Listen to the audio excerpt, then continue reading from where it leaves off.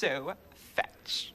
Hey y'all, welcome back to the channel. If you are new here, my name is Kaiya, and today I'm going to be reviewing Cattle Decapitation's brand new album, TERRASITE. Now, this album was released Friday, May 12th, 2023 via Metal Blade Records. This is Cattle Decap's 8th studio album, the sequel to Death Atlas. So this is a huge release in their career. Now, I just recently listened to Death Atlas. You can watch the full deep dive into that record on my Patreon. There's a link in my description. Death Atlas was a perfect, beautiful album.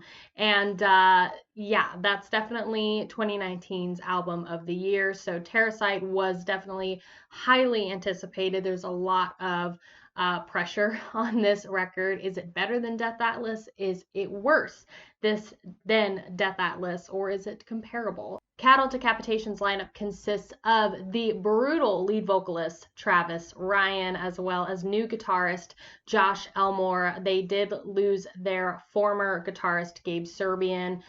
He passed away last April at the age of 44. They dedicated TERRASITE to him, which I thought was really awesome. If you know more information about Gabe Serbian and what happened, let me know. I kind of looked into it, but I didn't realize that they lost their guitarist so soon and so young too, only at 44. Anyway, we've got Josh Elmore taking Gabe Serbian's place. Their bass player Olivier Pinard and their drummer David McGraw all feature on this record. TERRASITE is the next chapter after the beautiful work of art that is Death Atlas. The band describes TERRASITE as an album of rebirth in the story where daylight horror comes to life. Wanting this album to be a complete 180, TERRASITE successfully takes you on a journey exploring rebirth of end times. I'm reading notes that I wrote just so I don't forget, because sometimes it's hard for me to remember this, and this album was definitely a lot to process. So the band wanted this record to be a complete 180 to Death Atlas, and it successfully takes you on a journey exploring post-apocalyptic, kind of deserty themes. Where humanity still persists, but in a much more sinister and upsetting way. And in my full deep dive of TERRASITE, which you can also see on Patreon, I described it as sort of this agonizing pain, which, as I was thinking about it more, this album reminds me so much of the movie District 9, which is about a guy who turns into this literal cockroach person almost. Like, this whole album is so similar to District 9. It's kind of weird. Post-apocalyptic themes reign throughout this 52-minute record, which really brings to life this kind of warm, deserty vibe. I compare it to the movie vibes of Mad Max and the Book of Eli. I'm a very visual listener, if that makes sense, and I love movies, so I love comparing albums that I listen to the vibes of movies. So I definitely got Mad Max and the Book of Eli from TERRASITE. This album is chock full of everything that we love about Cattle Decapitation. Everything that they're known for that they did in Death Atlas, they have in TERRASITE. This time in TERRASITE, though, Cattle Decap explores more rhythmically and instrumentally. Travis Ryan obviously steals the show in this record, to no surprise. Travis is just a phenomenal vocalist through and through, and he does not disappoint in this record. His ability to do both goblin screams as well as beautiful melodic cleans on top of like spoken word is just amazing. So the album opens up with an instrumental build up, going into the first song, Parasitic Adaptation, which sets the scene with the post-apocalyptic vibes and this cockroach adventure. This song I also thought was a great opener for the record, climaxing to a wonderful melodic outro. It doesn't give too much, but it still leaves an impression, really just sets the stage for the record. The following two songs, which were actually pre-released singles, We Eat Our Young, in my opinion, is the weaker of the two. I think it's weaker than Scourge the Offspring, which is the third track on the album. We Eat Our Young features fat, meaty breakdowns, but the outro of the song feels a little lackluster, especially given the fact that it slow fades. I'm really nitpicky about these things, and I mentioned it in my deep dive, but I don't feel like the second song of an album should ever fade. If you're gonna jam out a song, put that song like later in the record. I feel like they definitely could have shortened the amount of We Eat Our Youngs to just maybe 4 or even 2, since they held it out for an extra 8 measures after that, and then just clean stop. And I feel like it would have been more impactful, because they're going to be clean stopping it anyway live or just transitioning it into a new song. I don't know. Super nitpicky, I know, but it bothered me. Scourge the Offspring definitely features a beautiful melodic chorus which showcases the lyrics, "What a wondrous life this would have been," and then goes into, "There's so many of us that need to die." Such like dark lyrics, but it's such a beautiful melody. The next few songs I definitely needed more time to grow with, honestly. The Insignificance features some amazing breakdowns and instrumental parts, especially the melodic spoken word outro with Travis Ryan's goblin vocals, low in the mix over group vocals. It sounds like a dead army.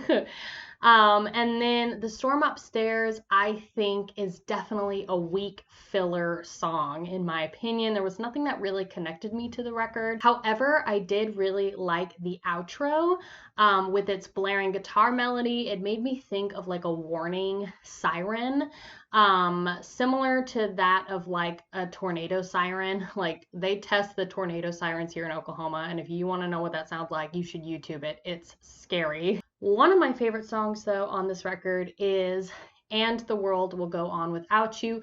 Beautiful instrumental coming into this record after a somewhat lackluster song. But what really steals this song for me is, of course, the melodic chorus section. I love the lyric, "The upright walker," which is in the verse prior to the chorus.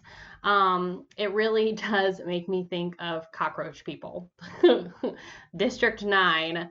How nobody mentioned District 9. Everybody was talking about The Bug's Life with the cover. It's District 9 for me with this album. I love the melodies of the chorus, and I love that they give you 4 verses of the chorus instead of just 2 or just giving you 1. They really let this melodic chorus, "And this world will go on without you," they let it ring out. They give you a lot of it, only to slam you with some blast beats before the end and just kind of wipe the slate clean. And this then goes into their third single, Aphotic Doom, which they actually released the same day as the record. I think this is a really strong single too. After some more time with it, I really got to understand it. I love the rhythm sections of this record, and Travis really hits you with some good ogre growls. I also think the only guitar solo basically shines in this record.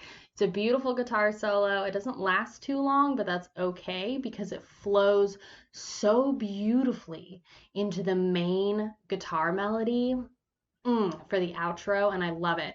This is also followed by another spoken word section, which definitely adds to the post-apocalyptic vibe, desert vibes. The vocals really make me think of the main antagonist of The Book of Eli. If you haven't seen that movie, I really highly suggest you watch it.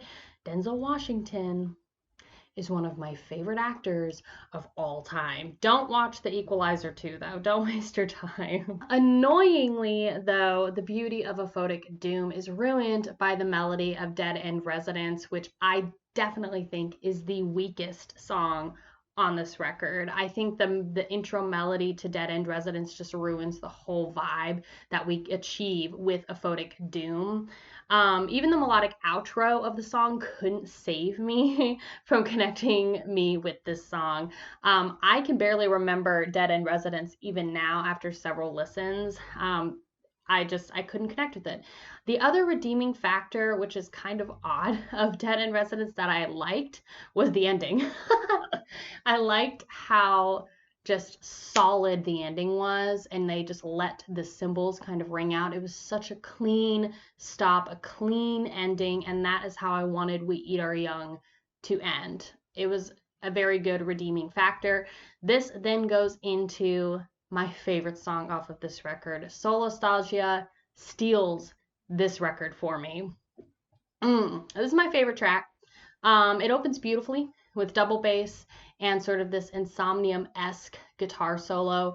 I really love the meaning of Solostalgia. I did look it up in my deep dive and kind of like did a little more research about what Solostalgia is, which if you don't know, it's basically if your house was destroyed by a hurricane or a tornado or something, you're missing all the memories and stuff that you associated with your home. That is Solostalgia as far as I understand it. I just thought the whole concept was super unique. The melodic breakdown is one of the most heart-wrenching things on this album, especially over the spoken word. I thought it was super impactful.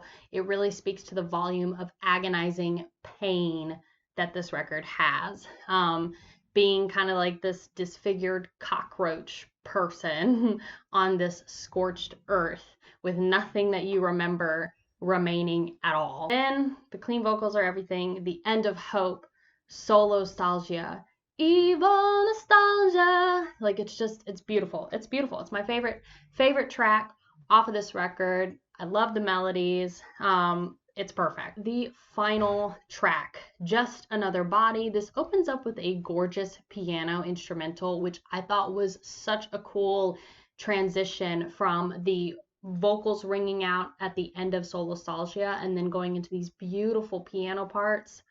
Definitely plays on this sort of like melancholic pain in a way, but it doesn't last long, of course, and we get smacked in the face with some blast beats.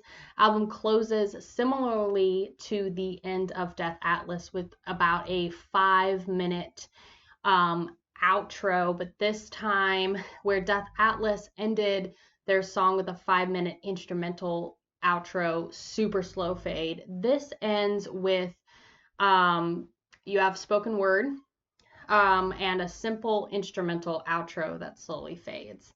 The vocalist was very interesting. It definitely gave me like the vocalist from Simple Minds / Billy Idol kind of sounds like that, and layered with Travis Ryan's goblin vocals just a little lower in the mix. It's such a beautiful texture sonically. So like I said at the beginning, Cattle Decap said they wanted TERRASITE to be a complete 180 to Death Atlas, and I would say they were very successful. In comparison, Death Atlas was definitely a more cool tone album. It featured more space-themed sound effects and voiceovers in the interludes and more of a melancholic tragedy effect, similar to that of like space end of the world movies. So Death Atlas definitely made me think of, movies like Deep Impact, Alien, Independence Day. So Cattle Decap successfully brings out the horror in the daylight effect with this album, but in my opinion, I still think it falls short of Death Atlas. I also think that I am more of a fan of the dark, cool tone, melancholic effect of Death Atlas. I am definitely more drawn to melodies. If you've been watching my channel for a while, that's what I am more drawn to. So, I think it just really depends on the mood that you are going for and what kind of like metal connects with you. If you like more of the like melodic stuff that's more darker, cool tone sort of thing, Death Atlas is probably going to be more of your favorite record, where TERRASITE is aggressive still, but it lacks a lot of the more melodic sections that I really liked and the more melancholic stuff that I really liked about Death Atlas. So it really depends on your vibe. Like, I don't think it's a bad record. It's just, for me personally, not as good as Death Atlas. It is definitely more bare bones for this post-apocalyptic record. So if that's what you're wanting to listen to, it's definitely perfect. TERRASITE explored more instrumental interludes with this record. It wasn't separate. It wasn't a separate thing like it was in Death Atlas. Obviously, if you see the track list, it's like interlude 3 songs, interlude 3 songs, you know, with really the only difference is the 5-minute interlude, like instrumental outro at the end of their 10-minute song, which they featured in TERRASITE, but they didn't have any separate interludes. They were all just instrumental and within the songs. So I definitely missed that, and I felt like these interludes, yes, played to the bare bones kind of apocalypse vibe they were going for, but I feel like they could have done more to kind of set the stage for this kind of Mad Maxy vibe. You know, I feel like sonically it didn't really paint the picture for me. Many of the sound effects, for example, in Death Atlas, definitely painted the picture of like outer space technology, like futuristic, just with some of the like vocal effects. It was very electronic, it was very spacey. It really painted the picture for you, and they missed that with TERRASITE. All in all, I don't think TERRASITE is better than Death Atlas, and I don't think it's really comparable either. Again, it depends on the vibe that you want from Cattle Decap, because they successfully gave you the 180 twist, okay, in terms of tone. So I think that this both works for the album and doesn't work for the album. But I do think it's great because it's 2 completely different vibes. So if you get both of these albums in a box set, like, you have both like night and day records from Cattle Decap, which I think is genius on their part. I think this album features great melodic and rhythm sections. Like I said, Travis Ryan still shines. But definitely the strongest songs for me are Soulostalgia and This World Will Go On Without You. But it definitely falls flat with the songs The Storm Upstairs and Dead and Resident. So I highly encourage you to listen to this album on your own if you haven't already. Form your own opinion. I give this record a 6 out of 10. Let me know down below what you thought of TERRASITE. Do you think it's better, worse, or comparable to Death Atlas? Or do you think both of those albums are trash and you like previous stuff? I know that there's so many different reviews, and TERRASITE is so like polarizing right now. It's literally the biggest metal release of this year next to Immortal. So is it the album of the year? We'll see. We will see. Thank you so much for watching. I really do appreciate it. Let me know down below if you want to see me review more albums in this sort of format. It allows for me to listen to more metal on the channel and just like get my thoughts out there. Also, I want to know if it's, you know, if it would be interesting for me to do album reviews of older records. Obviously, if you've been watching me for a while, I'm new to metal, so there's a ton of older records that obviously y'all have heard over and over and that are brand new to me. So would it be interesting for me to review those older records or just stick to like newer releases that are coming out? Your advice is very helpful.